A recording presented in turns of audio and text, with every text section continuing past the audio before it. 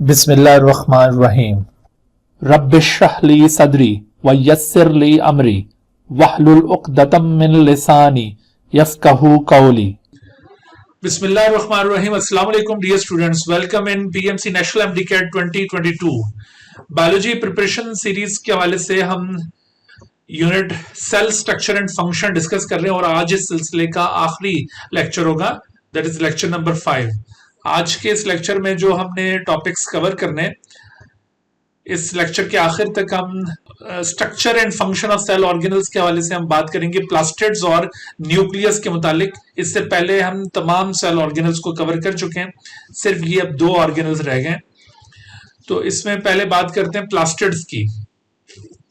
Plastid basically ये term use की जाती है डबल मेम्ब्रेनस डिस्क्वाइड बॉडीज के लिए। These double membranous discoid bodies which are generally pigment containing, इनके अंदर आमतौर पर पिगमेंट्स मौजूद होते हैं। Pigments are light absorbing compounds, तो इनके अंदर जनरली पिगमेंट्स प्रेजेंट होते हैं। Such pigment containing double membranous discoid bodies यानी डिस्क शेप, डिस्क्वाइड का मतलब है disc shape bodies. These disc shaped bodies are specially found in the plant cells. Plant cell या फिर यहां पर आप साथ ऐड कर सकते हैं the cells of plant like protists, cells of plant like protists, plant like protists यानी algae, plant like protists ये टर्म एलजी के लिए यूज की जाती है। तो एलजी के अंदर भी आपको ये प्लास्टिड्स मिलेंगे। तो बाज़ अक्रेंस ऑफ प्लास्टिड के हवाले से एमसीक्यू पूछा जाता है कि प्लास्टिड कौन से ऑर्गेनिजम्स में पाए जाते हैं, उसमें ट्रू प्लांट्स में, और इसके साथ साथ ये जो प्लांट लाइक प्रोटिस्ट हैं such as algae, they have plastids. बाकी ऑर्गेनिजम्स के अंदर आपको प्लास्टिड नहीं मिलेंगे, यानी plastids are not found in all photosynthetic organisms. जैसे मिसाल के तौर पर bacteria, they are also, some bacteria are also photosynthetic bacteria but they don't have plastids. तो प्लास्टिड की अक्रेंस के हवाले से ये पॉइंट जहन में रहना चाहिए कि they are found in plant cell as well as in the cells of the plant like protist such as algae. Plastids ये बेसिकली सेल्फ रेप्लिकेटिंग ऑर्गेनल्स होते हैं। सेल्फ रेप्लिकेटिंग, ये भी माइटोकॉन्ड्रिया की तरह डिवाइड कर सकते हैं और डिवीजन के बाद यंग प्लास्टिड्स में ये कन्वर्ट होते हैं। Those young plastids are actually called as proplastids. Proplastid term is used for a young plastid which is arise by the division of already existing plastid. वो ऑलरेडी एग्जिस्टिंग प्लास्टिड कोई भी हो, but when it undergoes division, it undergoes self replication, तो उसके बाद जो daughter plastids बनेंगे उनको इनिशियली प्रोप्लास्टिड्स कहा जाएगा। लिहाजा जब आपसे ये कहा जाए, अच्छा उसके बाद फिर ये जो प्रोप्लास्टिड है ये फिर ट्रांसफॉर्म होगा डिफरेंट काइंड के प्लास्टिड्स में। लिहाजा जब आपसे ये कहा जाए कि प्लास्टिड्स का ओरिजिन कहां से होता है, from where plastids are originated, तो आमतौर पर ये कहा जाता है कि plastids are originated from proplastid. तो उससे मतलब ये होता है कि प्लास्टिड सेल्फ रेप्लिकेटिंग है, बट आफ्टर सेल्फ रेप्लिकेशन जो यंग प्लास्टिड्स ये फॉर्म करेंगे वो दरअसल प्रोप्लास्टिड्स होंगे। तो इस वजह से ये कहा जाता है कि they originate from the proplastid, but in fact ये प्लास्टिड्स सेल्फ रेप्लिकेटिंग स्ट्रक्चर्स हैं। बहरहाल ये जो प्रोप्लास्टिड्स का आपको मैंने बताया कि जब इन प्रोप्लास्टिड्स को लाइट दस्तयाब नहीं होती तो ऐसी सूरत में they are transform into etioplast. जी अबिया मरियम, क्या सवाल है बेटे? सर मुझे यहाँ से समझ नहीं आई कि प्लास्टिड्स आपने कहा ओरिजिनेट होते हैं प्रोप्लास्टिड से, बल्कि प्रोप्लास्टिड नहीं ओरिजिनेट होना चाहिए प्लास्टिड से, क्योंकि ये प्लास्टिड जब डिवाइड करता है तब प्रोप्लास्टिड बन रहे हैं। मुझे थोड़ा यहाँ से समझ नहीं आया। मैंने यही बात क्लियर की है बेटा कि बुक्स के अंदर आपको ये वर्डिंग मिलेगी कि plastids originate from the proplastid. तो वैसे दूसरी तरफ हम ये भी कह रहे होते हैं कि plastids are self replicating structures, they divide themselves. तो ये फिर इस तरह की कॉन्ट्राइंडिकेशन क्यों है यहाँ पर? ये कहा जा रहा है एक तरफ कि प्लास्टिड सेल्फ रेप्लिकेटिंग और दूसरी तरफ कहा जा रहा है कि ये प्रोप्लास्टिड से ओरिजिनेट हो रहे हैं। तो मैंने ये बात वाजे की है कि दरअसल ये जो प्रोप्लास्टिड है ये वो यंग प्लास्टिड्स हैं जो किसी प्लास्टिड की डिवीजन के बाद वजूद में आए और इन यंग प्लास्टिड्स की डिफरेंशिएशन के बाद फिर कोई भी पर्टिकुलर काइंड का प्लास्टिड ओरिजिनेट होगा। तो इस वजह से आपको ये स्टेटमेंट लिखी हुई मिलेगी कि प्लास्टिड्स ओरिजिनेट फ्रॉम प्रोप्लास्टिड। ठीक है, तो हकीकत में प्लास्टिड जो है वो सेल्फ रेप्लिकेटिंग है, वो अपनी डिवीजन खुद करता है और फिर वो इस तरह से अपना नंबर इंक्रीज करता है। ठीक है, मैंने भी यही बात वाजे की है यहाँ पे। अब क्लियर हुई बात?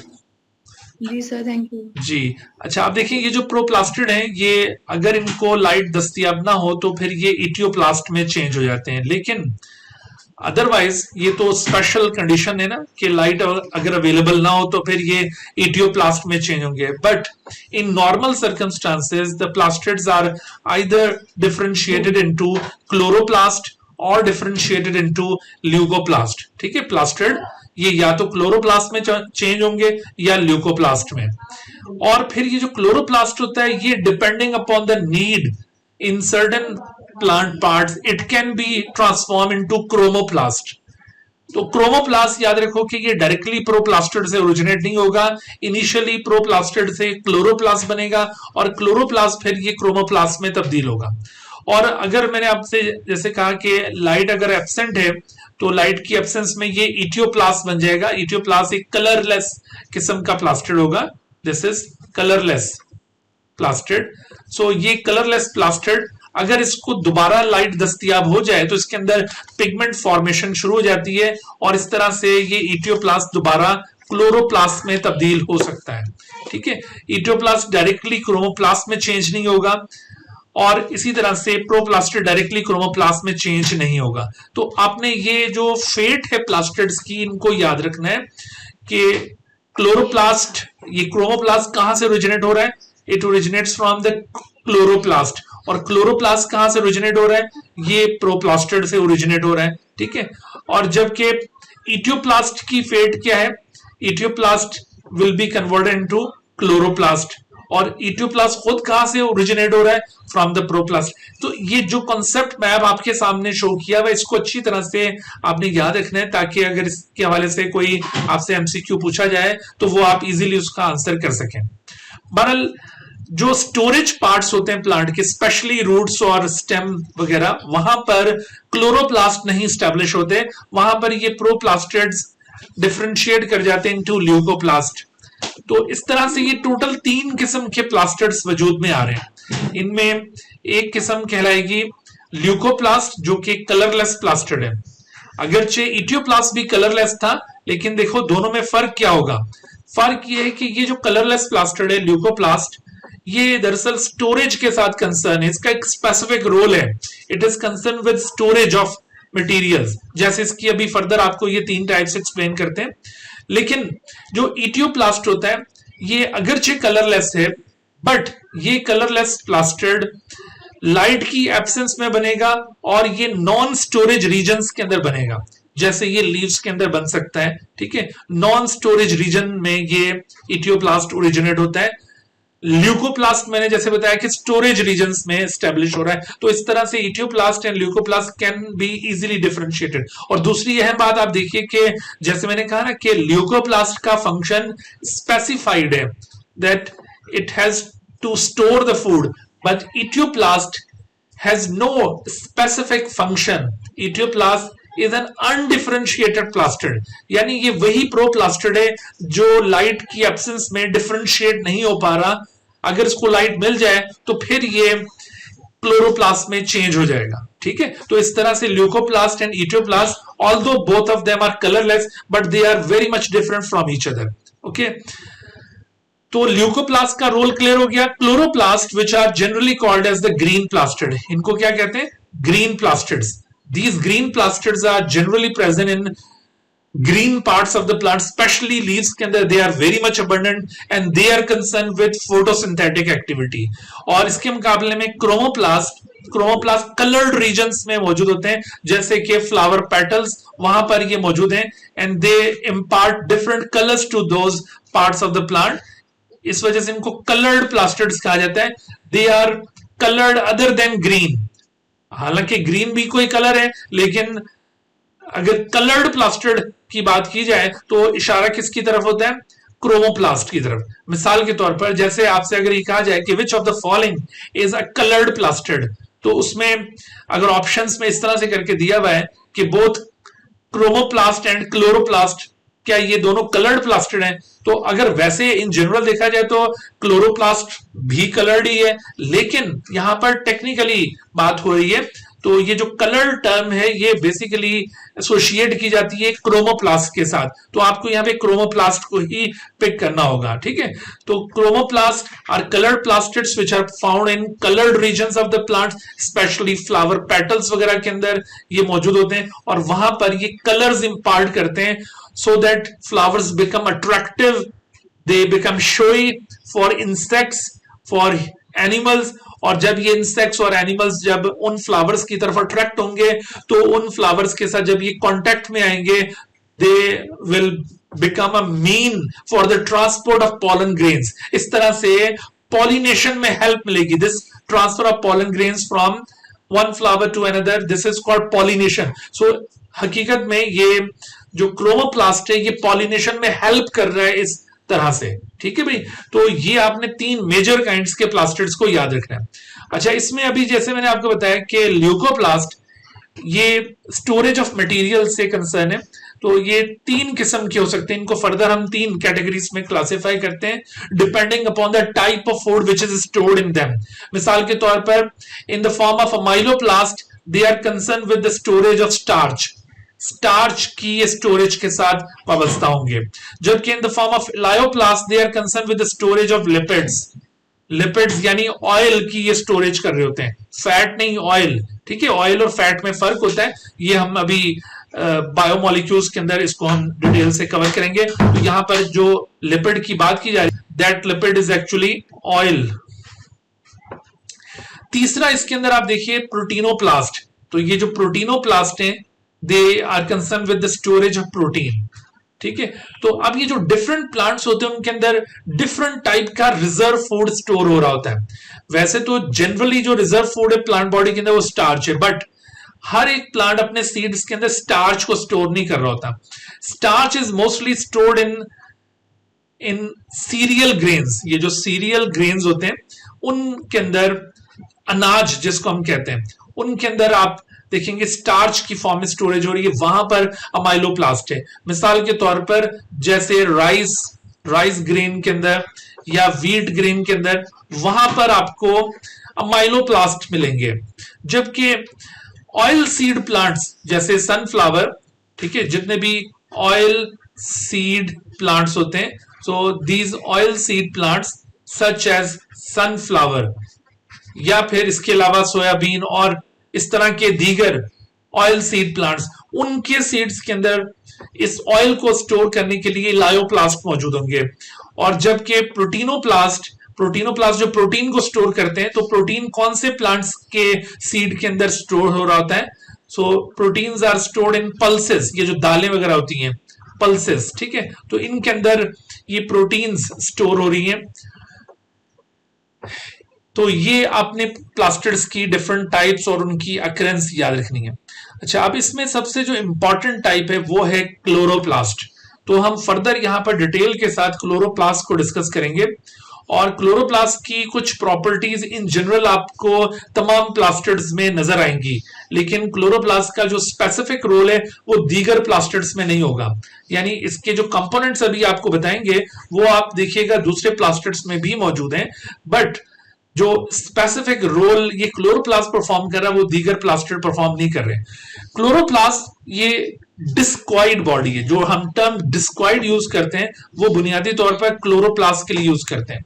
हालांकि जो इलायोप्लास्ट हैं या ये ल्यूकोप्लास्ट हैं या फिर क्रोमोप्लास्ट, तो वो जरूरी नहीं है कि इस तरह स्पेसिफिकली डिस्क शेप बॉडी हो उनकी बॉडी की शेप इससे मुख्तलिफ हो सकती है, लेकिन ये जो असल डिस्क शेप बॉडी जो कि कैरेक्टरिस्टिक शेप है प्लास्टिड की, वो क्लोरोप्लास्ट की है। हालांकि कुछ प्लांट्स के अंदर क्लोरोप्लास्ट ये डिस्क शेप नहीं होता, अदर देन डिस्क शेप ये मुख्तलिफ शेप्स में पाया जाता है। मिसाल के तौर पर जैसे एलजी के अंदर, इन एलजी जो प्लांट लाइक प्रोटिस्ट हैं, तो इनके अंदर देखिए क्लोरोप्लास्ट की मुख्तलिफ शिकाल होती हैं। मिसाल के तौर पर इन स्पायरोगायरा ये एक अल्गल प्लांट है, ग्रीन एल्जी से इसका ताल्लुक है, स्पायरोगायरा। यहां पर स्पाइरल शेप का क्लोरोप्लास्ट मौजूद होगा। इसी तरह से क्लेमिडोमोनास, ये बेसिकली एक यूनिसेलुलर अलगा है, और इसमें इस यूनिसेलुलर अलगा के अंदर कप शेप क्लोरोप्लास्ट पाया जाता है। सो इस तरह से आपको ये इन एल्जी के डिफरेंट ग्रुप्स के अंदर क्लोरोप्लास्ट की शेप में थोड़ी वेरिएशन नजर आएगी। बट अगेन हम यहां पर चूंकि जब जनरली बात कर रहे होते हैं तो हमारा मतलब होता है ज्यादातर जो क्लोरोप्लास्ट एग्जिस्ट करते हैं, तो ज्यादातर क्लोरोप्लास्ट आपको हायर प्लांट्स में मिलेंगे और वहां पर इनकी शेप डिस्क शेप होती है।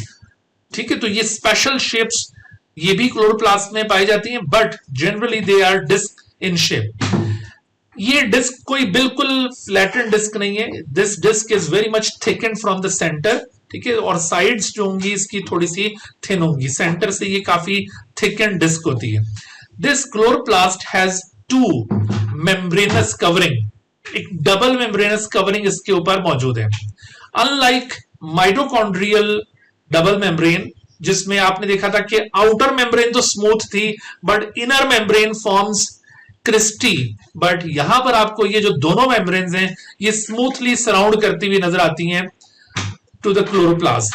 This two membranous covering of the chloroplast is known as envelope. This is known as envelope. तो ये क्लोरोप्लास्ट की एनवेलप है।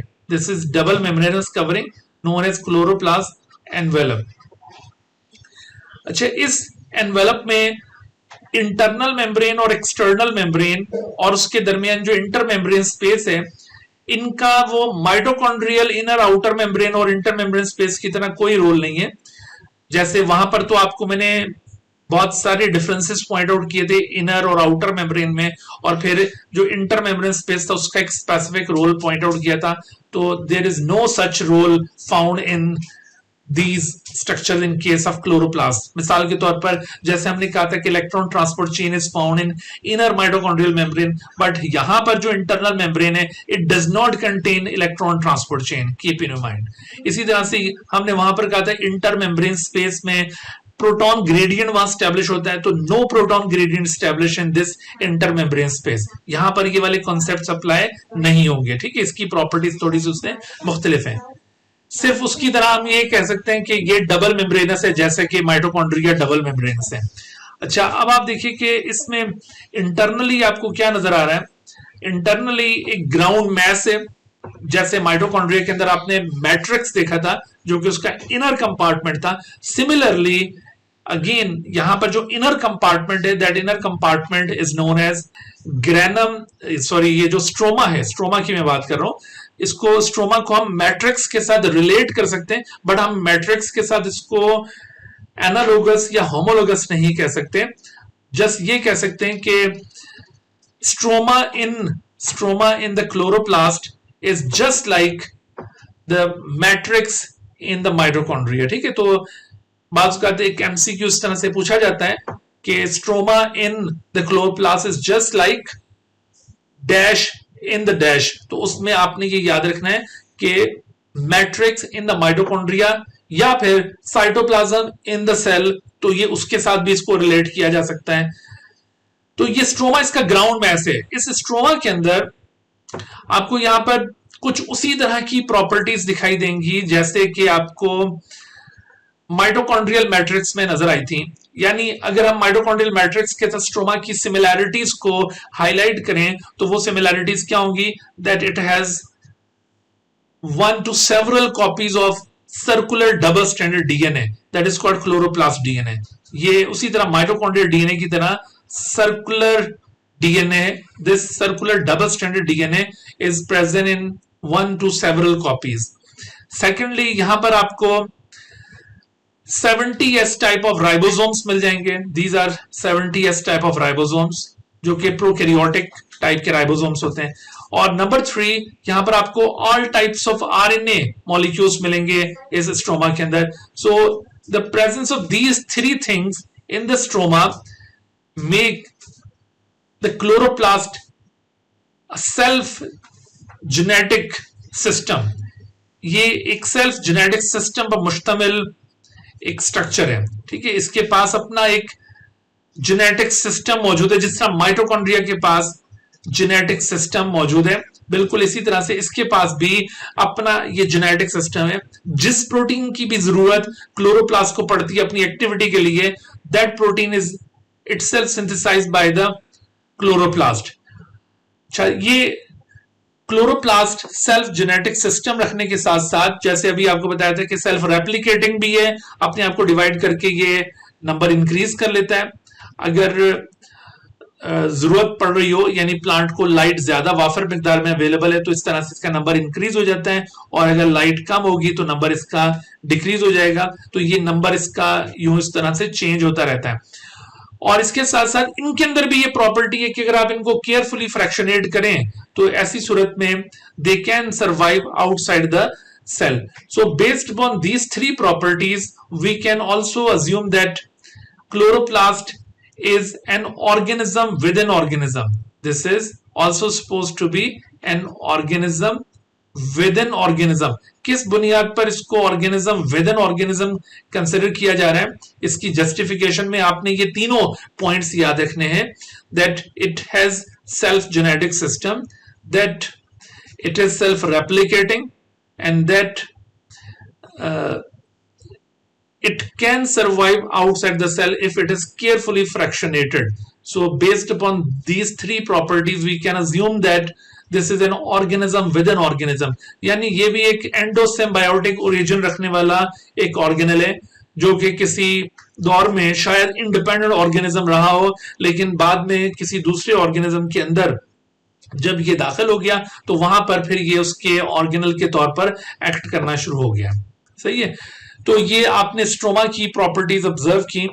अच्छा, अब देखिए स्ट्रोमा के अंदर जो सबसे प्रोमिनेंट चीज है वो क्या है। स्ट्रोमा में आपको ये मेम्ब्रेनस सिस्टम दिखाई दे रहा है। दिस मेम्ब्रेनस सिस्टम, ये जो मेम्ब्रेनस सिस्टम आपको यहां पे नजर आ रहा है, this membranous system comprises two type of membranes.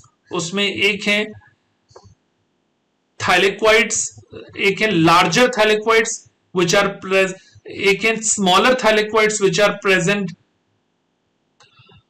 they are placed one above the other to make a stack of coin like structure, ठीक है। इनको कहते हैं smaller thylakoids. These smaller thylakoid membranes, they are closed membranes, they are cisternal structures, यानी ये इस तरह flattened sacs होते हैं, and those flattened sacs are present one above the other to make a stack of coin like structure. जैसे हम coins को एक दूसरे के ऊपर खड़ा कर दें तो उसका वो जो स्टैक बनता है, इस तरह का stack of coin like structure इनसे स्टैब्लिश होगा। This stack of coin like structure is known as granum. तो इस तरह से आपको यहां पर ये ग्रैना नजर आएंगे। ये जो स्मॉलर थैलेक्वाइड्स है जो कि इस तरह से अंदर से हॉलो होते हैं, the hollow space of the smaller thylakoid is known as lumen. असल में ल्यूमेन वो जगह है, ये जो स्मॉलर थैलेक्वाइड्स का ल्यूमेन है, जिसको थैलेक्वाइड इनर स्पेस भी कहा जाता है। This is also known as thylakoid inner space. So this lumen और thylakoid inner space is the region where proton gradient is established, just like the proton gradient of intermembrane space of mitochondria. बिल्कुल उसी तरह से यहां पर जो proton gradient बनेगा वो दरअसल इस ल्यूमेन रीजन के अंदर बनेगा, ठीक है। तो ये फंक्शनल सिमिलैरिटी आपने याद रखनी है कि माइटोकॉन्ड्रिया की जो intermembrane space proton gradient establish कर रही थी, वो प्रोटॉन ग्रेडियंट क्लोरोप्लास्ट के अंदर कहां पे स्टैब्लिश होना है, in the lumen of the smaller thylakoids या in the thylakoid inner space. Okay, so ये जो स्मॉलर थैलेक्वाइड्स थे, चूंकि ये एक दूसरे के ऊपर प्लेस होकर ग्रैनम कॉन्स्टिट्यूट करते हैं, therefore they are also called as grana lamella. इनको इस वजह से ग्रैना लैमेली भी कहा जाता है, ग्रैना लैमेली। तो ये स्मॉलर थैलेक्वाइड्स, ये ग्रैना लैमेली, ये एक दूसरे के ऊपर प्लेस होकर ग्रैनम कॉन्स्टिट्यूट कर रहे हैं। ग्रैनम सिंगुलर वर्ड है, and there are several grana are present throughout the stroma. तकरीबन कोई 40 to 60 के करीब ग्रैना एक क्लोरोप्लास्ट के अंदर मौजूद होते हैं, और जबकि एक ग्रैनम के अंदर समटाइम 25 to 50 थैलेक्वाइड्स मौजूद होते हैं, और सम टाइम मोर देन 50 थैलेक्वाइड्स भी मौजूद हो सकते हैं। ठीक है, तो इस तरह से यानी लेस देन 100, आप यूं समझ लें कि लेस देन 100 थैलेक्वाइड्स पर मुश्तमिल ये ग्रेनम एक stack of coin like structure होगा। इसकी और स्पेशलिटी ये है कि ये जो स्मॉलर थैलेक्वाइड्स बताएं आपको। जी मिसबा बेटे, क्या सवाल है? सर ग्रेना लेमली थोड़ा एक्सप्लेन कर दें। देखो, ग्रेना लेमली इसका अल्टरनेटिव नेम है। स्मॉलर थैलेक्वाइड्स को ही ग्रेना लेमली कहा जाता है because they are placed one above the other to make the granum, therefore they are also called grana lamellae. Lamellae असल में ये मेम्ब्रेनस स्ट्रक्चर को कहा जाता है। कोई भी मेम्ब्रेनस स्ट्रक्चर, उसके लिए टर्म यूज की थी लेमेला। लेमेला सिंगुलर वर्ड है और लेमली प्लूरल है, सही है। तो ये ग्रेना लेमली इस वजह से कहलाते हैं कि ये ग्रेनम को कॉन्स्टिट्यूट कर रहे हैं। जी सर। तो इस तरह के ये तकरीबन कोई 40 to 60 grana and each granum on average contain approximately 50 थैलेक्वाइड्स और समटाइम मोर देन 50 थैलेक्वाइड्स में बी देयर। तो मैं इसकी स्पेशलिटी आपको बता रहा था कि एक तो जो इसकी इनर ल्यूमेन है, it establishes proton gradient during photosynthetic activity. अभी हम आगे चलकर वो डिटेल से डिस्कस करेंगे बायोएनर्जेटिक्स में। और दूसरा आप देखिए कि इसकी ये जो मेम्ब्रेन्स होती हैं, membranes are rich in proteins. ये वाली जो मेम्ब्रेन्स हैं स्मॉलर थैलेक्वाइड मेम्ब्रेन्स या grana lamellae, they are rich in proteins. कौन सी प्रोटीन्स हैं यहाँ पर? यहाँ पर वही जो आपको इनर माइटोकॉन्ड्रियल मेम्ब्रेन में बताई थी, जैसे इलेक्ट्रॉन कैरियर्स मौजूद हैं यहाँ पर, several electron carrier molecules are there. इस वजह से फोटोसिंथेसिस की जो इलेक्ट्रॉन ट्रांसपोर्ट चेन है उसकी साइट भी दरअसल यही है। In addition to electron carriers there are proton pumps, जिनके जरिए प्रोटॉन्स की मूवमेंट होगी। तो प्रोटॉन पंप्स भी इसके अंदर मौजूद हैं, ये भी प्रोटीन्स हैं। और इसके अलावा एटीपी सिंथेज, एटीपी सिंथेज जैसे आपने वहां पर पढ़ा था, तो उसी तरह से ATP synthase is also there, but that ATP synthase is not present in the form of stalk particle. वो जो स्टार्क पार्टिकल की टर्म है या उसका कॉन्सेप्ट है, वो सिर्फ माइटोकॉन्ड्रिया के लिए यूज किया जाता है, वो ये क्लोरोप्लास्ट के साथ एसोसिएटेड नहीं है। बट अगर आपसे पूछा जाए कि एटीपी सिंथेज किसके अंदर मौजूद है, तो एटीपी सिंथेज आपको माइटोकॉन्ड्रिया में भी मिलेगा और ये क्लोरोप्लास्ट में भी मिलेगा। लेकिन जो स्टार्क पार्टिकल्स हैं, elementary particles, they are associated with the mitochondria only. Okay, तो ये एटीपी सिंथेज भी इस थैलेक्वाइड मेम्ब्रेन्स के अंदर एम्बेडेड है, प्रोटॉन पंप्स भी, और इसके साथ साथ इलेक्ट्रॉन कैरियर्स भी यहां पर मौजूद हैं। तो इस हवाले से ये एक यूनिक स्टेटस रखने वाला स्ट्रक्चर है। अच्छा, दूसरी तरफ आप देखिए जो ग्रेना है, they are also interconnected with each other. यहां पर कुछ मेम्ब्रेन्स हैं, they connect the grana with each other. These membranes are called intergrana. इनको क्या कहा जाता है? These are called intergrana. तो इंटरग्रेना जो होते हैं, they are also known as larger thylakoids. Intergrana are also called larger thylakoids. They are also called larger thylakoids. Larger thylakoids, और इनके लिए दूसरी टर्म क्या बताइए आपको? These larger thylakoids are also known as intergrana, और intergrana को एक और नाम से भी जाना जाता है, they are also known as stroma lamella। चूंकि ये स्ट्रोमा के अंदर freely present होते हैं, they are involve in the connection of grana with each other. Otherwise ये स्ट्रोमा के अंदर यूं अकेले अकेले they are not present in the form of grana. ये इस तरह से एक दूसरे के ऊपर प्लेस होकर वो stack of coin like structure नहीं बनाएंगे। तो इस वजह से इनको स्ट्रोमा लेमली भी कहा जाता है। तो ये दोनों टर्म्स आपने याद रखनी है, स्ट्रोमा लेमली से क्या मतलब है और ग्रेना लेमली से क्या मतलब है। ठीक है, तो जो मैंने अभी आपको प्रॉपर्टीज बताई थी ग्रेना लेमली की, स्मॉलर थैलेक्वाइड्स की, कि उसके अंदर ल्यूमेन भी होता है, there is no such lumen in the larger thylakoids. जैसे मैंने यहां पर बताया था प्रोटॉन ग्रेडियंट स्टैब्लिश होगा, यहां पर वो नहीं बनेगा। और जैसे मैंने यहां पर बताया कि ये electron carrier, proton pump, ATP synthase मौजूद है, there are no such molecules are there. ठीक है, अच्छा एक और चीज यहां पर रह गई कि ये जो स्मॉलर थैलेक्वाइड्स हैं, इनके अंदर पिगमेंट्स भी मौजूद होते हैं, pigments, and those pigments are present in the form of cluster। Cluster की सूरत में ये पिगमेंट्स मौजूद होंगे, और उन क्लस्टर ऑफ पिगमेंट्स को क्या कहा जाता है? They are called photosystem. तो इसका मतलब है फोटोसिस्टम भी ये स्मॉलर थैलेकॉइड्स के अंदर प्रेजेंट हैं, ये इंटरग्रेना के अंदर या स्ट्रोमा लैमेली के अंदर इस तरह का कोई कंपोनेंट मौजूद नहीं होगा। ठीक है, तो ये आपने इन दोनों मेम्ब्रेन्स के दरमियान डिफरेंस याद रखना है। ये तो जो हम चीजें डिस्कस कर रहे थे ये था स्ट्रक्चर ऑफ क्लोरोप्लास्ट। अब जरा देखिए कि ये जो क्लोरोप्लास्ट है इसका बेसिकली रोल है क्या। तो chloroplast is basically concern with photosynthesis, photosynthesis के साथ ये वाबस्ता है। फोटोसिंथेसिस ये आप जानते हैं कि एनाबॉलिक प्रोसेस है प्लांट के अंदर जिसमें फूड की मैन्युफैक्चरिंग हो रही है by converting the radiant form of energy into chemical form of energy. और आपने ये यकीनन पढ़ा है कि photosynthesis comprises two steps, one of them is known as light reaction, ठीक है, light reaction, and the other one is known as dark reaction, light dependent phase and light independent phase. ठीक है, तो अब सवाल ये पैदा होता है कि क्लोरोप्लास्ट इनमें से कौन से फेज के साथ कंसर्न है, लाइट रिएक्शन के साथ या डार्क रिएक्शन के साथ, ये दोनों के साथ कंसर्न है। आप क्या समझते हैं, जैसे हमने कल माइटोकॉन्ड्रिया के हवाले से इस तरह का क्वेश्चन रेज किया था, तो बताइए कि फोटोसिंथेसिस की कौन सी एक्टिविटी क्लोरोप्लास्ट में होगी, लाइट रिएक्शन और डार्क रिएक्शन और बोथ ऑफ देम? बिल्कुल दोनों होंगी, एग्जैक्टली ये दोनों यहां पर भी परफॉर्म होनी है। तो ये देखिए यहां पर ये दोनों का रिलेशन कुछ इस तरह से, ये दोनों का जो रिलेशन है वो कुछ इस तरह से कि जो डार्क रिएक्शन है, लाइट रिएक्शन है, लाइट रिएक्शन ये थैलेकॉइड मेम्ब्रेन्स के अंदर परफॉर्म होगा। लाइट रिएक्शन असल में लाइट रिएक्शन के लिए लाइट रिक्वायर्ड होती है and light is absorbed by the pigments which are distributed in thylakoid membranes in the grana membranes. इस वजह से लाइट रिएक्शन की साइट ये ग्रेना लैमेली या फिर स्मॉलर थैलेकॉइड्स कहलाएंगे। लाइट रिएक्शन में क्या कुछ होता है ये डिटेल हम आगे चलकर अभी बायोएनर्जेटिक्स में डिस्कस करेंगे, बहरहाल अभी उससे कंसर्न नहीं है। यहां पर जस्ट आपको रिलेट करना है structure of chloroplast with the function of the chloroplast. तो आपने ये साइट ऑफ लाइट रिएक्शन याद रखना है, it occurs in the grana region, in the grana lamella or in the smaller thylakoids.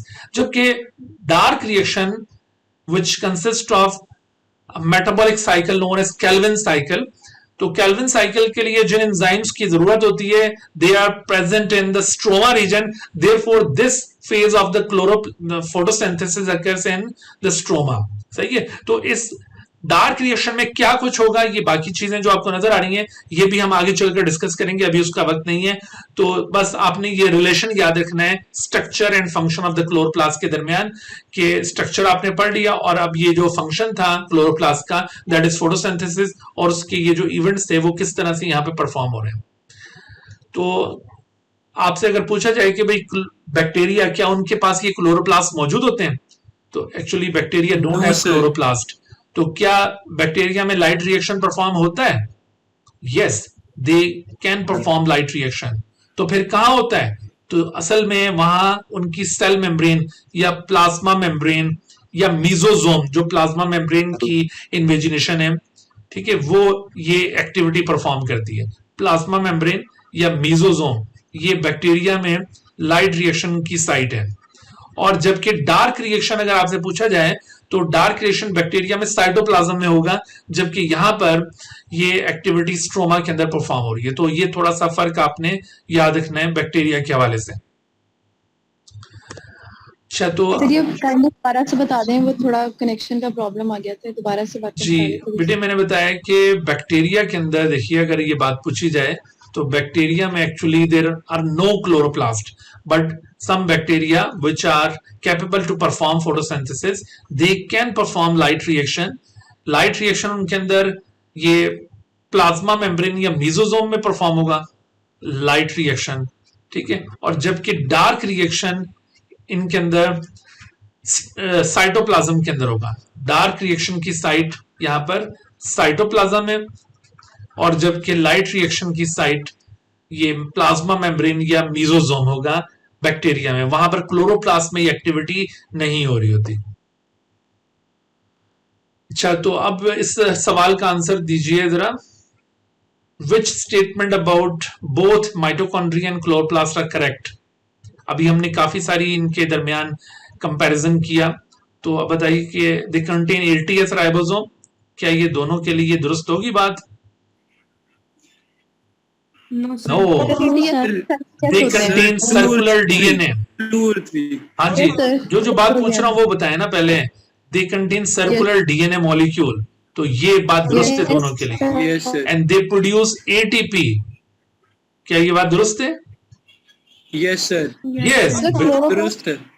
दुरुस्त है बिल्कुल। क्लोरोप्लास्ट, ये भी दुरुस्त है सर, दुरुस्त है. जी बिल्कुल जी बेटा, क्लोरोप्लास्ट जो है ये ATP बना सकते हैं, और इसी तरह से माइटोकॉन्ड्रिया भी ATP बना सकते हैं, लेकिन फर्क ये होगा कि क्लोरोप्लास्ट ATP बनाने के लिए जो एनर्जी सोर्स यूज कर रहे हैं वो रेडिएंट एनर्जी है, और माइटोकॉन्ड्रिया ATP बनाने के लिए जो एनर्जी सोर्स यूज कर रहे हैं वो केमिकल एनर्जी है। ये फर्क हो सकता है, लेकिन यहां पर बात हो रही है कि क्या ये दोनों ATP प्रोड्यूस कर सकते हैं? यस। और क्या इनके पास सर्कुलर DNA है? बिल्कुल है, लेकिन ATS राइबोसोम नहीं है, लिहाजा राइट आंसर यहां पर क्या बनेगा?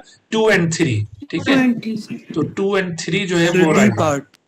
जी बिल्कुल सही है। अच्छा, उसके बाद देखिए न्यूक्लियस, क्लोरोप्लास्ट वाला जो पोर्शन था वो यहाँ पे कंप्लीट हुआ, तो अब आखिरी जो सेल ऑर्गेनेल है वो है nucleus. Nucleus is very important part of a cell. Nucleus basically ये सेल का जैसे इसका मीनिंग है कि central body, nucleus means the central body, तो ये जी, सो ये वाकई सेंट्रल बॉडी है, because it controls all the activities of the cell, and based upon this function it is known as brain of the cell. ठीक है, this is known as brain of the cell. This brain of the cell is also double membranous spherical body. ठीक है, ये double membranous spherical structure होता है, लेकिन कुछ जगहों पर कुछ सेल्स के पास ये spherical in shape नहीं भी होता। शायद हमने पिछले किसी लेक्चर में भी जिक्र किया था कि जो ग्रेन्युलोसाइट्स होते हैं, हाँ जी, ग्रेन्युलोसाइट्स, ग्रेन्युलोसाइट्स नहीं, ग्रेन्युलोसाइट्स ये कौन से वाले WBCs हैं? ग्रेन्युलोसाइट्स दरअसल इसिनोफिल्स, बेसोफिल और न्यूट्रोफिल्स हैं, और वहां पर ग्रेन्युलोसाइट्स के अंदर आपको न्यूक्लियस की शेप लोब्ड दिखाई देगी। इस तरह से यूं लोब्स बनी हुई होती हैं कुछ सेल्स के अंदर, जैसे कि न्यूट्रोफिल्स में यूं कंप्लीट 3 लोब्ड न्यूक्लियस होता है, और कहीं पर ये 2 लोब्ड न्यूक्लियस होता है, और कहीं पर इस तरह से ये 2 लोब होगा लेकिन बहुत थिक लोब्स होंगी, कहीं पर ये 2 लोब्स थोड़ी सी नैरो। तो यूं shape of the nucleus is variable in different granulocytes, ये WBCs की किस्म है। ठीक है, यहां पर शेप ऑफ न्यूक्लियस डिफर करेगा, लेकिन अदरवाइज इन जनरल जब भी शेप ऑफ न्यूक्लियस की बात की जाए तो आपने स्फेरिकल शेप को ही ऑप्ट करना है। ये तो कुछ एक्सेप्शनल केसेस थे, सही है, तो ये आमतौर पर स्फेरिकल बॉडीज होते हैं। Normally nucleus is found in the center of the cell, जैसे कि ये सेंट्रल बॉडीज को कहा, और एनिमल सेल में ये definitely central body, but in plant cell, एक यंग सेल के अंदर तो ये सेंटर में ही मौजूद होता है, but as plant cell gets maturity ये थोड़ा सा साइड पे हो जाएगा because of a large central vacuole. ठीक है, इस लार्ज सेंट्रल वैक्यूल की वजह से मेच्योर प्लांट सेल के अंदर ये थोड़ा सा साइड पे चला जाएगा, जबकि एनिमल सेल में ये यूजुअली सेंटर में होता है। लेकिन यहां पर भी आपने एक्सेप्शन याद रखनी है कि कुछ एनिमल सेल ऐसे हैं जिनमें सेल ये जो न्यूक्लियस है बिल्कुल सेंटर में नहीं होता, थोड़ा सा साइड पे मौजूद होता है।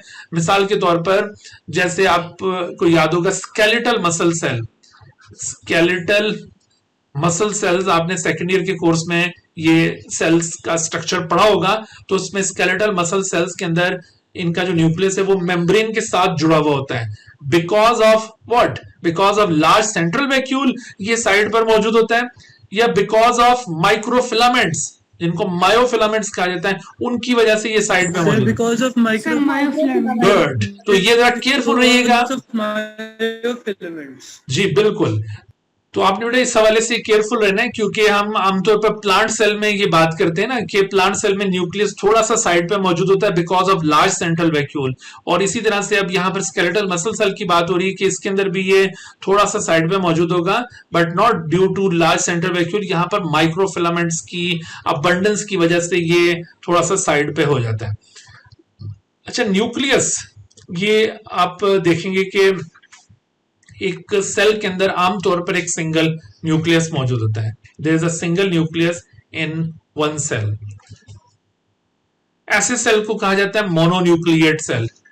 मोनोन्यूक्लिएट, तो ये मोनोन्यूक्लिएट स्टेट ये कॉमन स्टेट है। Generally it is found in single form, but there are certain cells which have two nuclei, they are called binucleate cells. इनको बायन्यूक्लिएट भी कहा जाता है, या फिर इनके लिए दूसरी एक और टर्म है, they are also known as dikaryotic. तो डाइकैरियोटिक एक स्पेशल केस है, जैसे इसकी एग्जांपल हो सकती है कुछ फंजाई के सेल्स हैं, certain fungal cells are dikaryotic in nature, okay. जबकि कुछ सेल्स मल्टी न्यूक्लिएट भी हो सकते हैं, दो से ज्यादा न्यूक्लियाई अगर मौजूद हो तो उन्हें मल्टी न्यूक्लिएट कहा जाता है।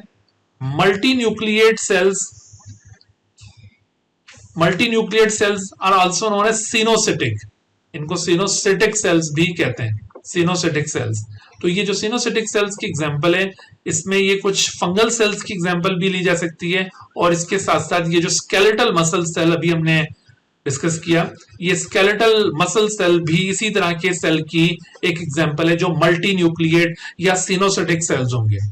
तो ये तो वो वाली स्टेट्स आपको बताई हैं जो कि न्यूक्लियस के साथ थी, लेकिन कुछ ऐसी एक्सेप्शंस भी पाई जाती हैं जिनमें ऐसे सेल्स, ऐसे living cells which don't have nucleus. मिसाल के तौर पर प्लांट्स में सीव tube sales in the plant, they don't have nucleus, they are called anucleated cell. ये anucleated cell है। And similarly RBCs in human, not all RBCs, there are RBCs in other animals, वो nucleated RBCs होते हैं, but ये जो human RBCs हैं, ये जब पैदा होंगे उस वक्त न्यूक्लियस होगा, बाद में इनका न्यूक्लियस डिसइंटीग्रेट हो जाता है, so they are also anucleated cells, okay। जी आदिल बेटे क्या सवाल है? सर ये फ्लोएम के अंदर होते हैं सीव? जी, सीव ट्यूब सेल्स फ्लोएम के सेल्स हैं, बिल्कुल।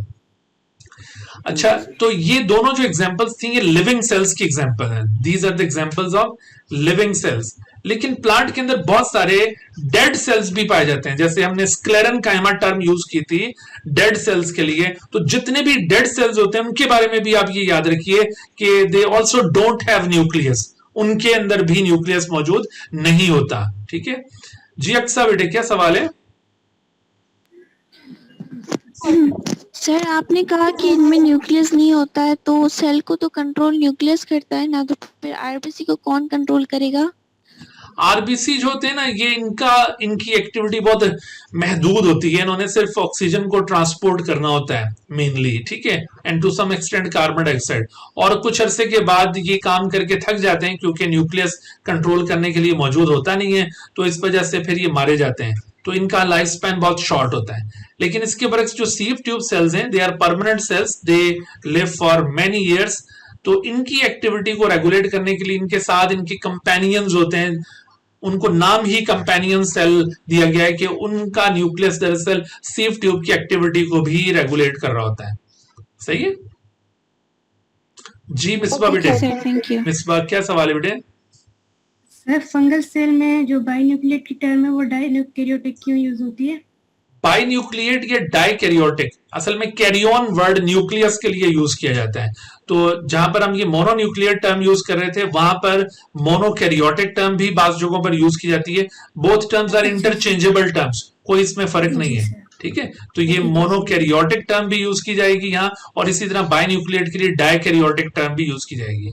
कैरियन का मतलब है न्यूक्लियस जी।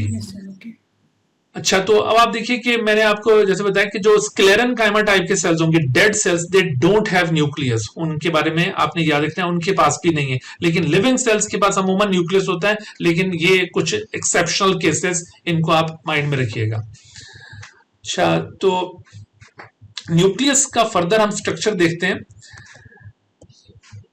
न्यूक्लियस जैसे अभी बताया कि ये डबल मेम्ब्रेनस स्फेरिकल बॉडी है, तो ये जो आपको डबल मेम्ब्रेनस स्फेरिकल बॉडी नजर आ रही है, this double membranous spherical body consist of 4 components. Number 1 यहां पर मौजूद है, ये आपको इसकी न्यूक्लियर एनवेलप नजर आ रही है, दिस इज न्यूक्लियर एनवेलप, ठीक है। दूसरा आपको यहाँ पे ये एक डार्क रीजन नजर आ रहा है सेंटर में, या थोड़ा सा साइड पे हो सकता है, न्यूक्लियोलस। इसके अलावा इधर एक ग्राउंड मैस भी नजर आ रहा है, known as nucleoplasm, that ground mass is known as nucleoplasm. और इसके अलावा यहां पर आपको थिन फिब्रस नेटवर्क नजर आ रहा है, which is known as chromatin network, chromatin network. अच्छा, इसके अलावा यहां आपको राइबोसोमल सब यूनिट्स भी न्यूक्लियोप्लाज्म के अंदर नजर आएंगे, but ribosomal subunits are not the part of nucleus, although they are synthesized in the nucleus, but ये उसका पार्ट नहीं है। सबसे पहले न्यूक्लियर एनवेलप को जरा देख लीजिए। Nuclear envelope is a double membranous covering, this is a double membranous covering. This nuclear envelope has several pores which are called nuclear pores. इनको nuclear pores कहा जाता है। The number of nuclear pores varies in different cells, especially जो undifferentiated cells होते हैं, undifferentiated cells, उनके पास ये जो number of nuclear pores हैं ये बहुत ज्यादा होता है। In undifferentiated cell, the number of nuclear pore is very large. जैसे मिसाल के तौर पर in undifferentiated cells approximately 30,000 nucleopores are present per cell, per nucleus, ठीक है। एक न्यूक्लियस के पास तकरीबन कोई 30,000 न्यूक्लियोपोर्स मौजूद हैं। But in very well differentiated sales, जैसे कि आरबीसी की अभी हमने बात की, ठीक है, तो आरबीसी जब ये स्टैब्लिश होगा उस वक्त इसके पास न्यूक्लियस मौजूद होता है। It is very much differentiated या वेल डिफरेंशिएटेड सेल है, तो इसके पास न्यूक्लियोपोर्स की तादाद बहुत महदूद हो जाती है। It has just 3 to 4 nucleopores, just 3 to 4 पर न्यूक्लियस आपको न्यूक्लियोपोर्स का नंबर नजर आएगा। तो क्या वजह है कि ये जो वेल डिफरेंशिएटेड सेल्स हैं, why they have less number of nucleopores? तो एक्चुअली होता यह है कि जब अभी एक नया न्यूक्लियस एस्टेब्लिश होता है एक नए यंग सेल के अंदर, अभी उसका फंक्शन स्पेसिफाई नहीं हुआ होता, तो इनिशियली नंबर ऑफ न्यूक्लियोपोर ज्यादा होगा, but as the cell undergoes differentiation, उसका फंक्शन स्पेसिफाई हो जाएगा, तो बहुत सारे न्यूक्लियोपोर्स क्लोज हो जाएंगे, तो इस तरह से नंबर ऑफ न्यूक्लियोपोर रिड्यूस हो जाता है।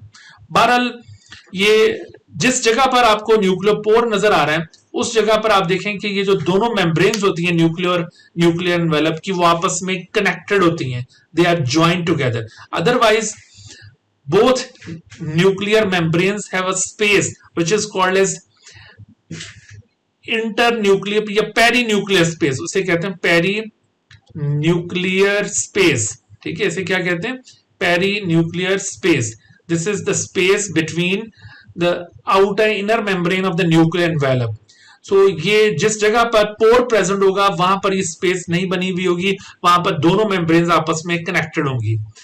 ये न्यूक्लियर पोर्स ही हैं जिनके जरिए न्यूक्लियस कम्युनिकेट करता है अपने साइटोप्लाज्म के साथ, यानी साइटोप्लाज्म और न्यूक्लियोप्लाज्म के दरमियान जो भी कोई आमदोरफ्त होनी है वो थ्रू इसी न्यूक्लियर पोर के जरिए होनी है।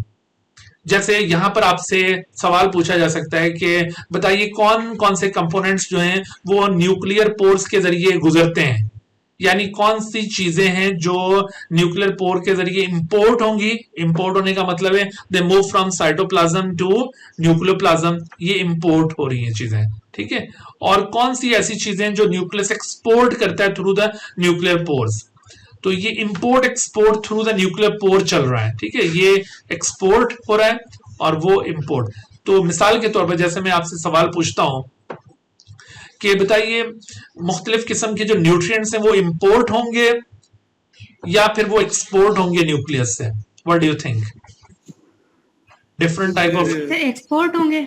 इंपोर्ट होंगे, न्यूट्रिएंट्स विल बी इंपोर्टेड, होंगे सर। क्योंकि न्यूट्रिएंट्स आर बाहर से आएंगे सर, जी साइटोसोल जी बिल्कुल। साइटोजेल से।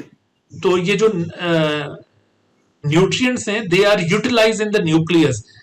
Nucleus is not the source of the nutrient. Nutrients तो हमेशा बाहर से ही अंदर आने हैं ना, तो इस वजह से वो इंपोर्ट होंगे। अच्छा, अगर मैं आपसे पूछता हूं मिसाल के तौर पर, जैसे डीएनए पॉलीमरेज जो कि डीएनए रेप्लिकेशन में इन्वॉल्व होने वाला एक एंजाइम है, तो बताओ कि वो न्यूक्लियर पोर्स के जरिए इंपोर्ट होगा वो या वो एक्सपोर्ट होगा?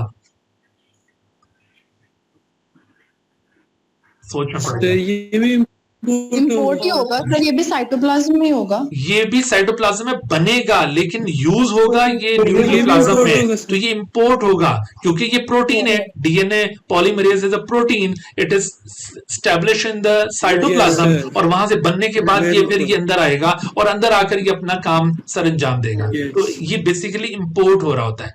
लेकिन अगर आपसे पूछा जाए आरएनए, तो आरएनए मॉलिक्यूल्स यहां से इंपोर्ट होंगे या एक्सपोर्ट होंगे?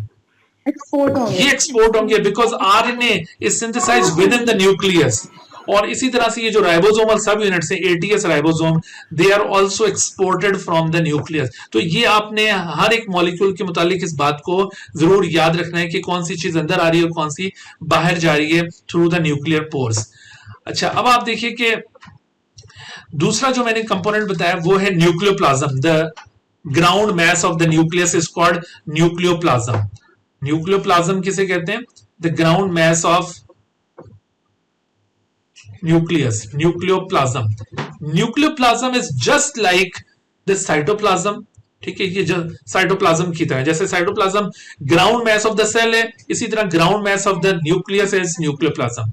न्यूक्लियोप्लाज्म ये स्ट्रोमा की तरह भी है, जैसे ground mass of chloroplast is the stroma, similarly ground mass of the nucleus is nucleoplasm. और न्यूक्लियोप्लाज्म ये मैट्रिक्स ऑफ द माइटोकॉन्ड्रियन की तरह भी है। जैसे माइटोकॉन्ड्रियन का जो मैट्रिक्स है वो ग्राउंड मैस जो है वो मैट्रिक्स पर मुश्तमिल है, इसी तरह यहां पर ये न्यूक्लियोप्लाज्म है। तो आपने ये इनकी रिलेशनशिप बाकी चीजों के साथ याद रखनी है। न्यूक्लियोप्लाज्म, इसकी जो पेरिफेरी होती है, outer region of the nucleoplasm, this peripheral portion of nucleoplasm is known as nuclear lamina. इसको क्या कहते हैं? Nuclear lamina. This outer region is known as nuclear lamina. Actually this is fibrous region. यहां पर कुछ protein filaments मौजूद होते हैं अबंडेंटली, और ये दरअसल न्यूक्लियर लैमिना न्यूक्लियस की शेप को मेंटेन करने के लिए रिस्पॉन्सिबल है। Those protein filaments actually maintain the shape of the nucleus. जो हम अभी ये कह रहे थे ना कि न्यूक्लियस आमतौर पर स्फेरिकल बॉडी है, लेकिन कुछ सेल्स के अंदर न्यूक्लियस की शेप लोब्ड होती है। तो ये जो लोब्ड शेप है या spherical shape, this is actually maintained by which portion of the nucleus? तो आपको ये याद रखना चाहिए, nuclear lamina is involve in the maintenance of the shape of nucleus. Okay, अच्छा, इसके अलावा दोबारा से बता दें, न्यूक्लियर लैमिना दोबारा। न्यूक्लियर लैमिना बेटे ये पेरिफेरल पोर्शन है इस न्यूक्लियोप्लाज्म का। पेरिफेरल पोर्शन यानी आउटर, जी, आउटर रीजन ऑफ न्यूक्लियोप्लाज्म। यहाँ पर ये न्यूक्लियर लैमिना है। साइटोप्लाज्म में जैसे वो था ना साइटोजेल, हाँ, उसके साथ साइटोजेल। आप कंपेयर कर सकते हो, बिल्कुल ठीक है। तो ये न्यूक्लियर लैमिना ये प्रोटीन फाइबर्स पर मुश्तमिल एक रीजन होगा, थोड़ा सा ये मोर विस्कस रीजन होगा, और इसी की वजह से ये shape of the nucleus maintain हो रही है। अच्छा, भी न्यूक्लियोप्लाज्म, इसमें आप देखिए न्यूक्लियोप्लाज्म में मुख्तलिफ किस्म की प्रोटीन्स प्रेजेंट होंगी। इसके अंदर राइबोसोमल सब यूनिट्स मौजूद होंगे, चूंकि राइबोसोमल सब यूनिट्स को यहां से एक्सपोर्ट करना होता है, इस वजह से आपको वो इसके अंदर सस्पेंडेड भी दिखाई देंगे। इसके अलावा यहाँ पर डीएनए मौजूद है, लेकिन अब अगर आप ये कैरेक्टरिस्टिक्स सारी कंपेयर करें तो माइटोकॉन्ड्रियल मैट्रिक्स और क्लोरोप्लास्ट्रोमा, उन दोनों के साथ ये कैरेक्टरिस्टिक्स मैच कर रही हैं। जैसे इनके पास राइबोसोम्स मौजूद हैं, लेकिन राइबोसोम कौन से वाले यहां पर मौजूद हैं? राइबोसोम मौजूद तो हैं, but 80S type of ribosome. वहां पर मैट्रिक्स और स्ट्रोमा के अंदर 70S थे, ठीक है। और सेकेंडली यहां पर मैंने बताया कि डीएनए मौजूद है, लेकिन सर्कुलर नहीं होगा, लेकिन यहाँ पे सर्कुलर नहीं होगा, ये लीनियर डीएनए होगा, that is typically eukaryotic DNA. ठीक है, यस। तो ये पॉइंट्स आपने याद रखने हैं। अच्छा, और एक और बात कि वो जो मैट्रिक्स और स्ट्रोमा है वो ट्रांसलेशन की साइट है, वहां पर पॉलीपेप्टाइड सिंथेसिस भी होती है, प्रोटीन सिंथेसिस जिसे कहते हैं ना, वो साइट ऑफ ट्रांसलेशन भी है। ट्रांसक्रिप्शन तो होती ही है, लेकिन ट्रांसलेशन भी मैट्रिक्स और स्ट्रोमा में होती है। But the nucleoplasm is just the site of transcription, not the site of translation. Keep in mind, ये साइट ऑफ ट्रांसलेशन नहीं है। ठीक है, ये सिर्फ ट्रांसक्रिप्शन की साइट होगी। No translation activity occurs in the nucleoplasm, no translation. तो ये थोड़ी सी यूनिक, ट्रांसलेशन साइटोप्लाज्म में होगी ना फिर? बिल्कुल, साइटोप्लाज्म में ट्रांसलेशन होती है, माइटोकॉन्ड्रियल मैट्रिक्स में होती है, क्लोरोप्लास्ट स्ट्रोमा में ट्रांसलेशन होती है। ठीक है, but not in the nucleoplasm. अच्छा, तो अब आप देखें कि ये जो मैंने कॉन्सेप्ट्स इनके कंपेयर किए हैं, तो इनको आपने याद रखना, इनके ऊपर क्वेश्चंस बनेंगे। उसके बाद अब इस न्यूक्लियोप्लाज्म में दो चीजें प्रोमिनेंटली नजर आ रही हैं। One of them is the dark body known as nucleolus. ठीक है, ये डार्क बॉडी, इसे कहते हैं न्यूक्लियोलस। और दूसरा इसमें एक thin fibrous network known as the chromatin network. अच्छा, ये जो डार्क बॉडी आपको नजर आ रही है, that is called nucleolus. It has two reasons. इसका जो सेंट्रल पोर्शन है वो तो वाकई ही वो सेंट्रल पोर्शन इसका फिब्रस है। The central part is fibrous, इसको कहते हैं सेंट्रल फिब्रिलर एरिया। यहां पर दो तरह के फाइबर्स मौजूद होते हैं इस सेंट्रल फिब्रिलर एरिया के अंदर। Central fibrillar area consist of two type of fibres. What are those two type of fibers? One of them are ribosomal RNA, and the second one is ribosomal DNA. आप लोग ribosomal RNA से तो यकीनन familiar हैं, ये वो RNA जो ribosome को कंपोज करता है। But what about the ribosomal DNA? Actually, ribosomal DNA is the part of DNA which synthesizes ribosomal RNA. Ribosomal RNA भी चूंकि राइबोसोमल डीएनए से ओरिजिनेट होता है, लिहाजा डीएनए का वो पार्ट जो राइबोसोमल आरएनए को फॉर्म करेगा वो राइबोसोमल डीएनए कहलाएगा। तो राइबोसोमल आरएनए की फॉर्मेशन अगर आपसे पूछी जाए, the transcription activity in which ribosomal RNA is formed, it occurs where? तो उसमें आपने याद रखना, it occurs in the nucleolus. लेकिन मैसेंजर आरएनए की फॉर्मेशन जिस ट्रांसक्रिप्शन में होगी या ट्रांसफर आरएनए की फॉर्मेशन जिस ट्रांसक्रिप्शन में होगी, वो दोनों न्यूक्लियोप्लाज्म में होंगे, वो न्यूक्लियोलस में नहीं होंगे। क्लियर होगी बात? अच्छा, दूसरा इसका जो पेरिफेरल रीजन आप देख रहे हैं कि इसका ये जो पेरिफेरल रीजन है, this peripheral region is granular. This peripheral granular area actually contains ribosomal subunits. Nucleolus ये दरअसल साइट है राइबोसोम सिंथेसिस की, राइबोसोम की फैक्ट्री है ये। ठीक है, तो यहां पर दरअसल राइबोसोमल सब यूनिट्स मौजूद हैं। This peripheral area is actually एक ग्रेन्युलर एरिया, इस वजह से इसको पेरिफेरल ग्रेन्युलर एरिया कहते हैं। और इसके अंदर क्या मौजूद है? इसमें राइबोसोमल सब यूनिट्स हैं। कौन से वाले राइबोसोमल सब यूनिट्स होंगे यहां पर? यूकैरियोटिक।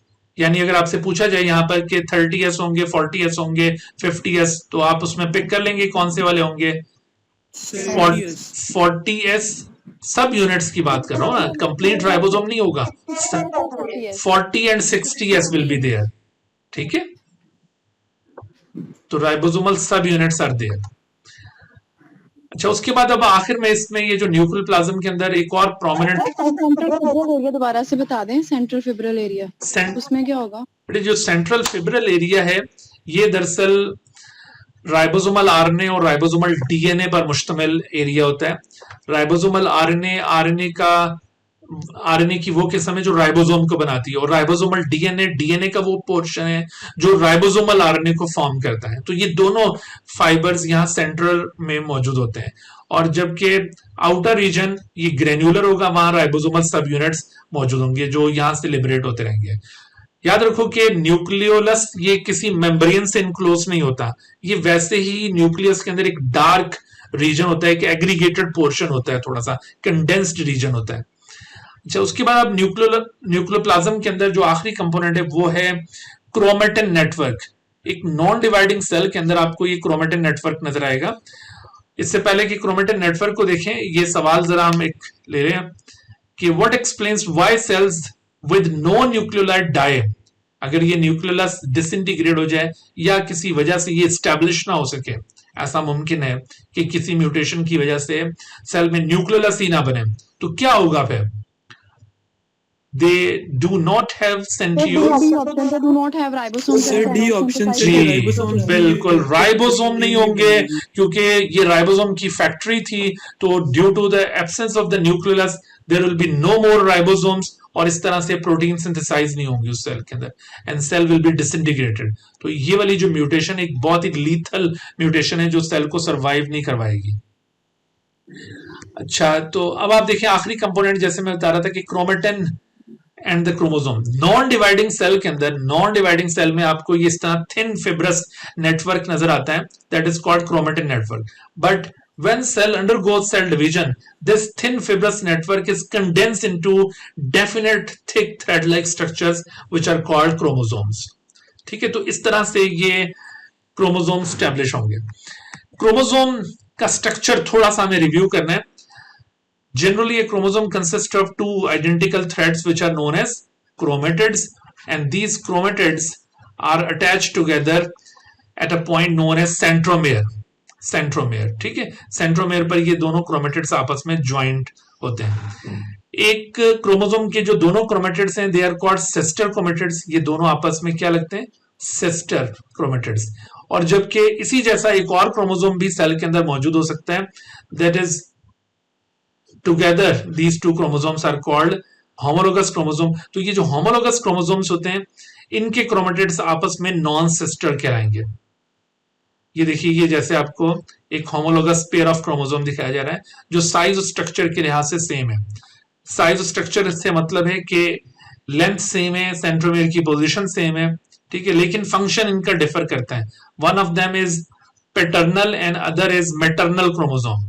एक पैटर्नल यानी फादर से आया है हमारे बॉडी के अंदर, और दूसरा मदर से आया हुआ होता है। तो इस तरह से ये दोनों मिलकर एक होमोलोगस पेयर कॉन्स्टिट्यूट करते हैं।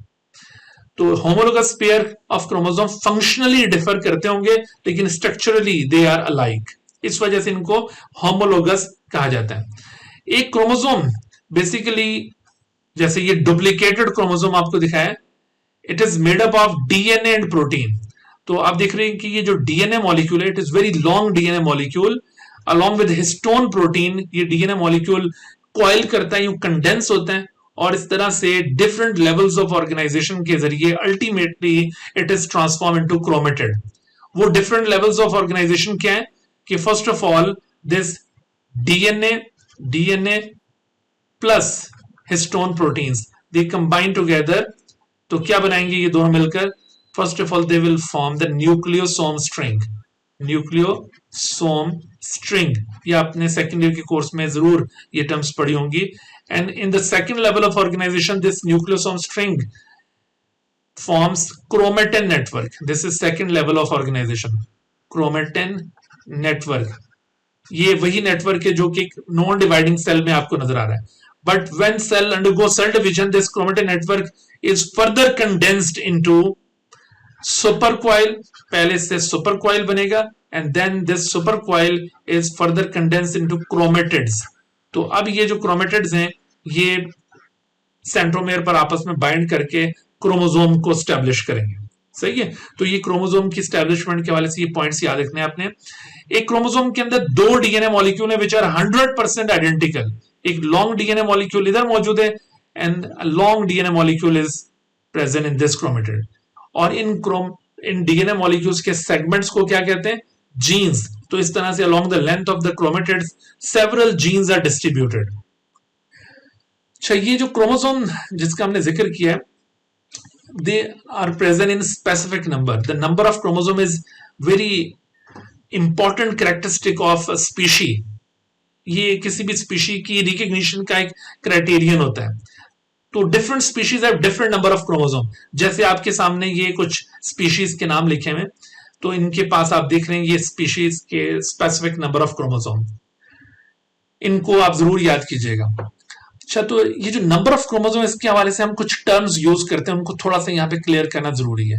मिसाल के तौर पर जैसे ह्यूमन में अभी हमने बात की 46 क्रोमोसोम्स प्रेजेंट हैं, 46, और ये जो 46 क्रोमोसोम्स हैं हमारे सोमैटिक सेल का ये क्रोमोसोम नंबर है। वीट में भी अगर देखा जाए सोमैटिक सेल के अंदर तो ये 42 क्रोमोसोम्स हैं, लेकिन यहां पर थोड़ा सा डिफरेंस है दोनों बॉडीज में, वीट और ह्यूमन में। वो फर्क क्या है कि ह्यूमन में ये जो 46 नंबर ऑफ क्रोमोसोम है दरअसल ये डिप्लॉइड नंबर कहलाता है, लेकिन वीट के अंदर ये नंबर हेक्साप्लॉइड है। असल में सोमैटिक सेल जो हमारे बॉडी सेल्स होते हैं उसका नंबर ऑफ क्रोमोसोम वेरिएबल होता है। ये डिप्लॉइड भी हो सकता है, डिप्लॉइड, ये ट्रिप्लॉइड भी हो सकता है, ट्रिप्लॉइड, ये इस तरह टेट्राप्लॉइड भी हो सकता है, टेट्राप्लॉइड, और सो ऑन, पेंटाप्लॉइड, हेक्साप्लॉइड, यूं।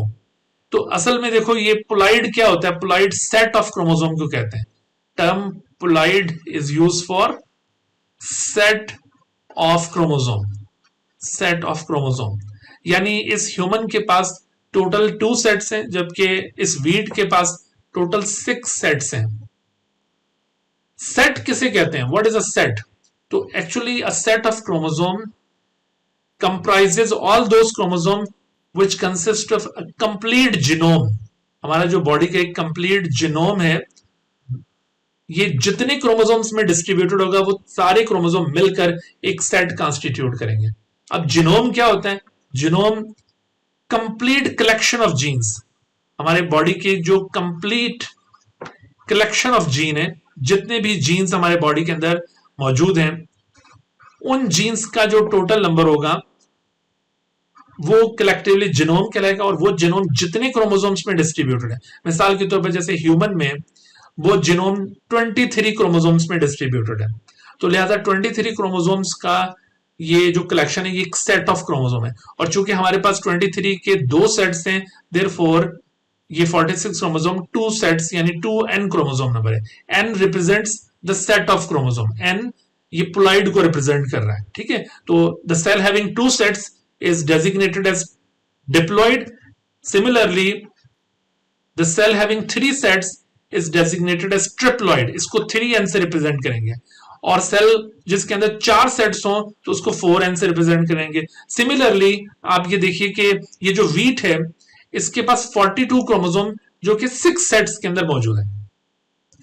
देखो यहां पर अगर मैं आपको ये कह दूं ना कि ये ह्यूमन 46 क्रोमोसोम कंटेन करता है और ये 2 सेट्स पर मुश्तमिल है, यानी ये डिप्लॉइड बॉडी है, तो मैं आपसे कहूं कि बताओ इसका सिंगल सेट का क्रोमोसोम नंबर क्या है? तो आपने क्या करना है, 4 इसको 2 से डिवाइड करना है, दैट इज 23। तो इस तरह से सिंगल सेट का क्रोमोसोम नंबर मिल जाएगा। तो ये जो सिंगल सेट का क्रोमोसोम नंबर होता है इसके लिए टर्म यूज की जाती है मोनोप्लॉइड। उसके लिए क्या टर्म यूज की जाएगी? Monoploid, means cell having single set of chromosome. Okay, तो ह्यूमन का मोनोप्लॉइड नंबर क्या है? 23। लेकिन अगर मैं वीट का मोनोप्लॉइड नंबर आपसे पूछता हूं तो देखो वीट का मोनोप्लॉइड नंबर कैलकुलेट करने के लिए आपने 42 को 6 से डिवाइड कर देना है, तो आपके पास इसका मोनोप्लॉइड नंबर आ जाएगा, दैट इज 7। तो इसका सिंगल सेट 7 क्रोमोसोम पर मुश्तमिल है और ह्यूमन का 23। अच्छा, अभी देखो ये जितनी भी मैंने टर्म्स यहां पर यूज किए हैं, सिवाय मोनोप्लॉइड के बाकी तमाम के लिए हम एक टर्म यूज करते हैं, उसे कहते हैं पॉलीप्लॉइड। उसे क्या कहते हैं? पॉलीप्लॉइड, यानी cell having multiple sets of chromosome. Other than monoploid जितने भी आप ये सेल्स देख रहे हैं ये सारे पॉलीप्लॉइड सेल्स हैं। Even diploid is also a kind of polyploid. इन तमाम टर्म्स में हमने हैप्लॉइड टर्म यूज नहीं की। देखो हैप्लॉइड का मतलब क्या है? हैप्लॉइड ये असल में half than somatic number. Haploid की डेफिनेशन क्या होगी? हाफ देन सोमैटिक, जो भी सोमैटिक नंबर है हमारी बॉडी का एग्जैक्टली उससे हाफ को हैप्लॉइड कहा जाएगा। जैसे ह्यूमन में सोमैटिक नंबर था 46, तो इसका हाफ किया 23 हो गया। तो ये महज इत्तेफाक की बात है कि ह्यूमन का हैप्लॉइड नंबर भी 23 है, 1n, और मोनोप्लॉइड नंबर भी 23 है, दैट इज 1n। ये इत्तेफाक की बात है। लेकिन वीट में मोनोप्लॉइड नंबर है 7, लेकिन हैप्लॉइड यानी हाफ देन सोमैटिक था 42, अगर इसका हाफ करें तो कितना बन गया? ये 21। तो आप देखिए कि इसका जो हैप्लॉइड है वो मोनोप्लॉइड नहीं है। मेरी बात समझ आ रही है कि क्या तमाम सेल्स जो हैप्लॉइड होते हैं वो 1n होते हैं, क्या वो हमेशा मोनोप्लॉइड होते हैं? तो आंसर इज नो, वो जरूरी नहीं है कि वो हमेशा मोनोप्लॉइड हो। ये ह्यूमन में इत्तेफाक की बात है कि हमारा हैप्लॉइड वो भी 1n है और मोनोप्लॉइड भी 1n है। But in case of wheat तो आप देखिए कि मोनोप्लॉइड जो 7 था लेकिन हैप्लॉइड ये 21 है, यानी ये 3n है। क्लियर होगी बात? तो आपने सर ये मुश्किल लगा है। जी सर ये थोड़ा सा मुश्किल लगा है समझने में। जी बिल्कुल, इसको दोबारा आसान कर देते हैं। देखो मैंने आपको समझाया बेटा कि दो मैंने एग्जांपल दिए हैं। हैप्लॉइड का मतलब होता है हाफ देन सोमैटिक। किसी भी स्पीशी का जो भी सोमैटिक नंबर है उससे आधा हैप्लॉइड होगा। मेरी बात समझ आई है? ह्यूमन का जो सोमैटिक क्रोमोसोम नंबर है वो 46 है। तो मैं आपसे पूछता हूं कि इसका हैप्लॉइड क्रोमोसोम नंबर क्या होगा, तो आप इसको हाफ कर दें, दैट्स सिंपल। अच्छा, वीट का सोमैटिक क्रोमोसोम नंबर 42, मैं कहूं इसका हैप्लॉइड करें तो आप इसको हाफ कर दें। अच्छा, लेकिन साथ अगर आपको ये कहा जाए कि ह्यूमन जो है ना, वीट को ले लेते हैं हम, वीट ये एक हेक्साप्लॉइड स्पीशी है। आपको ये इंफॉर्मेशन दी है कि wheat is hexaploid species, it has 42 chromosome in its somatic cell. तो इसमें बताइए कि जो इसका हैप्लॉइड होगा वो कितने एन पर मुश्तमिल होगा? तो जब 6n को आप डिवाइड हाफ करेंगे तो कितने n बन गए? 3n। तो इसका हैप्लॉइड 3n है, जबकि इसका जो ह्यूमन का हैप्लॉइड था वो 1n था, क्योंकि ह्यूमन डिप्लॉइड स्पीशी थी ना। इसको हाफ करेंगे तो 1n ही बनेगा, 2n से हाफ करो तो क्या बनता है? 1n। आप समझ आई बात? मैं अभी कुछ क्वेश्चंस आपसे शेयर करता हूं, उसमें ये बातें हम दोबारा इसको वाजे करते हैं। तो जैसे मिसाल के तौर पर आप देखिए, यहां पर आपको सही कॉन्सेप्ट समझ में आ जाएगा। Which of the following statement most appropriately defines the term haploid? Haploid की डेफिनेशन बताओ, इसमें कौन सी सबसे अप्रोप्रिएट है? The number of chromosome that consist of single set of chromosome, क्या ये हैप्लॉइड की सही डेफिनेशन है?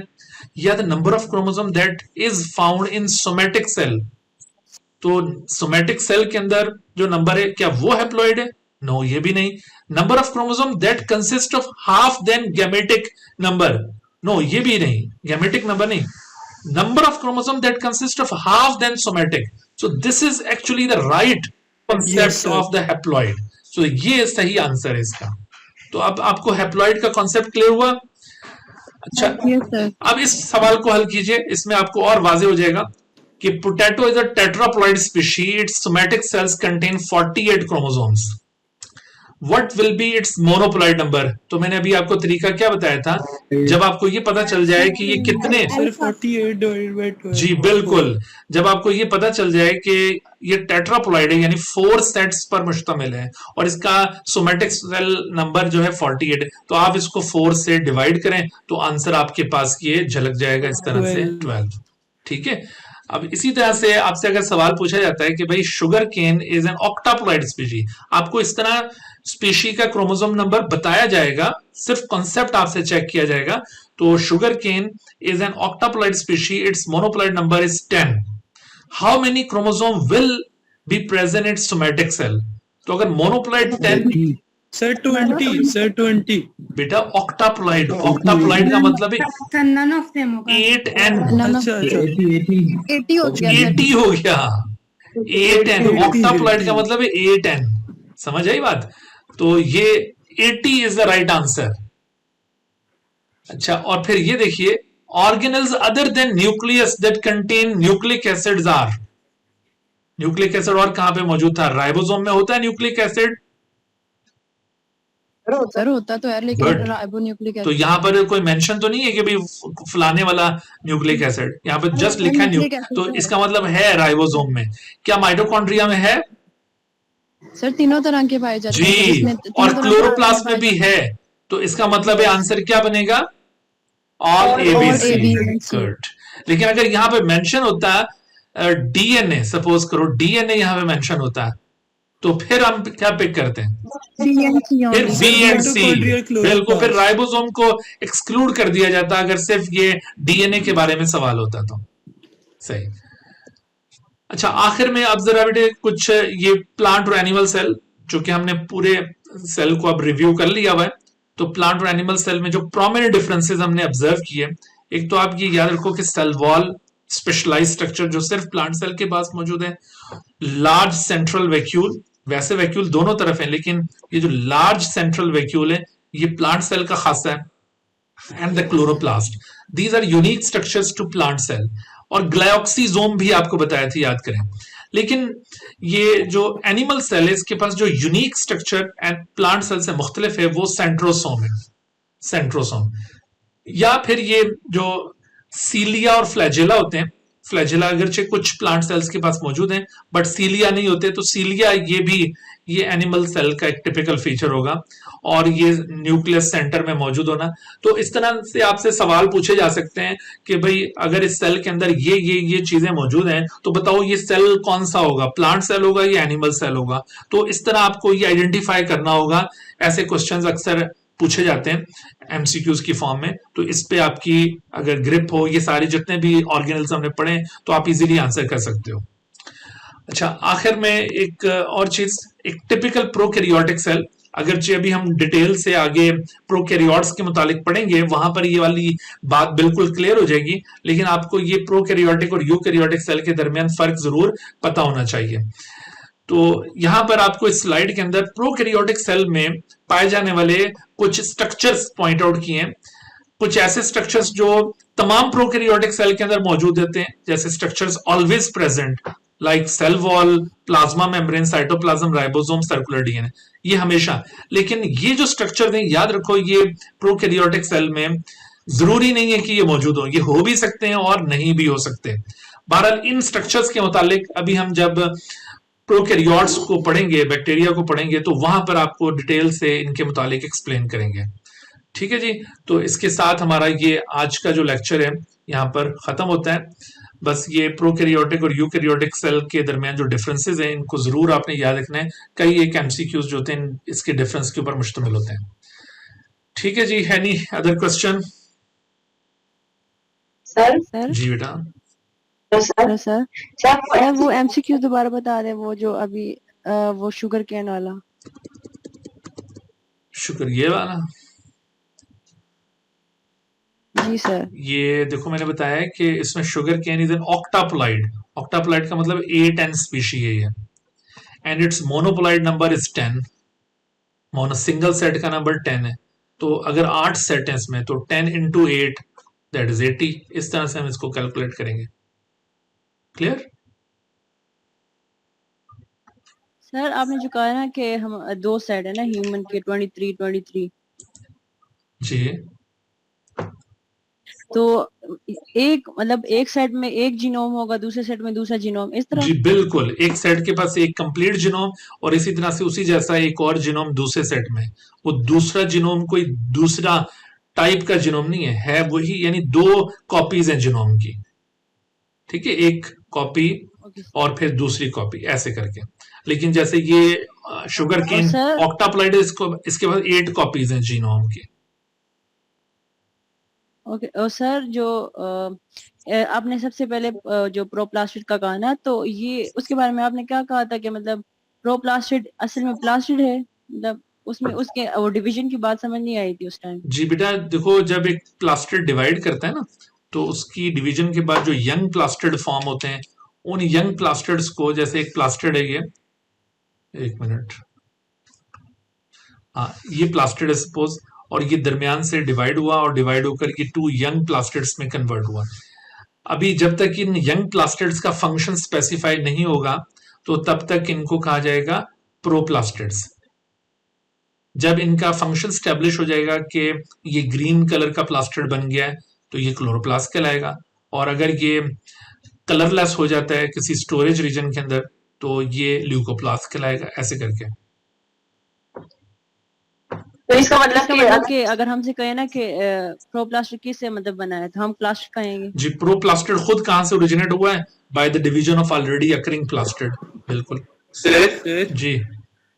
सर आपने कहा था कि प्लास्टिड का ओरिजिन प्रोप्लास्टिड है लेकिन प्लास्टिड सेल्फ रेप्लिकेटिंग है। सर ये बात समझ नहीं आई थी। मैंने कहा था कि देखो वो जो बुक के अंदर लाइन लिखी हुई है मैं उसकी वजाहत कर रहा था, उधर भी मैंने दोबारा बताया था। आमतौर पर बुक के अंदर ना ये लिखा हुआ मिलता है कि प्लास्टिड्स ओरिजिनेट फ्रॉम प्रोप्लास्टिड, लेकिन साथ ही बुक में ये भी बताया गया होता है कि this is self replicating organelle. तो यहाँ पर अक्सर बच्चे जो है ना वो कंफ्यूज हो रहे होते हैं कि भाई एक तरफ तो कहते हैं कि ये खुद डिवाइड करता है और एक तरफ कहते हैं कि ये प्लास्टिड से ओरिजिनेट होता है, ये क्या चक्कर है? तो ये बात समझाइए कि भाई जब ये डिवाइड करेगा और जो यंग प्लास्टिड बनेंगे उन्हीं को प्रोप्लास्टिड कहा जाता है। Okay sir, okay clear. ठीक है, चलें जी, ओके, अल्लाह हाफिज। अल्लाह हाफिज सर, जज़ाकल्लाह। Dear viewers, thank you for watching this video. If you have not subscribed this channel, kindly subscribe it and also press the bell icon below so that you could be notified about any new video lecture from Biology Guardian. And also do not hesitate to ask any question regarding this lecture. My contacts are shown on the screen. Thank you once again.